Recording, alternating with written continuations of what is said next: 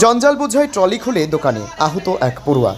ট্রাক্টরের সঙ্গে দুটি ট্রলি বোঝাই জঞ্জাল নিয়ে যাওয়ার সময় ইংরেজবাজার পুরসভার একটি ট্রলি খুলে গিয়ে ঢুকে গেল চায়ের দোকানে। মঙ্গলবার সকালে ঘটনাটি ঘটে ইংরেজবাজার শহরের মালদা মেডিকেল কলেজ সংলগ্ন রেল লাইনের ধারে। ওই ঘটনায় এক স্কুল পড়ুয়া সামান্য আহত হয়েছে। সেই সময় ওই দোকানের সামনে বেশ কয়েকজন লোক দাঁড়িয়েছিলেন। জঞ্জাল বোঝাই ট্রলিটি আচমকা ট্রাক্টর থেকে খুলে সেখানে ছুটে আসতে থাকায় তারা দৌড়ে পালান। জানা গিয়েছে ওই ট্রলি বোঝাই জঞ্জাল রথবাড়ির দিক থেকে নিয়ে এসে আমবাজারের দিকে নিয়ে যাওয়া হচ্ছিল।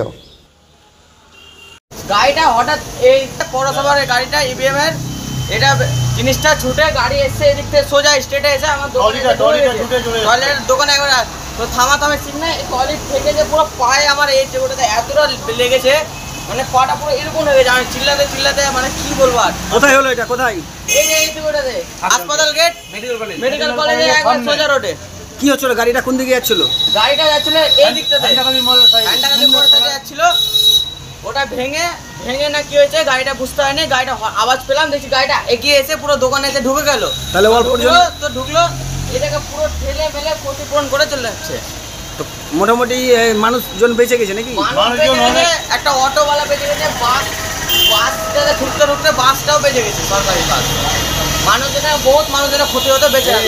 আপনার দোকানের মোটামুটি হয়তো মিনিমাম তো এখানে এটা ওয়াটার পেমেন্ট 500 টাকা খরচা মিনিমাম হতে পারে, 500 টাকার মতো খরচা হতে পারে, 500,000 টাকার মতো খরচ আছে। হ্যাঁ। আপনার নাম? অরিত্র সিংহ। প্রাণে বেঁচে গেলেন? প্রাণে বেঁচে গেছি, এটাই অনেক তার মধ্যে।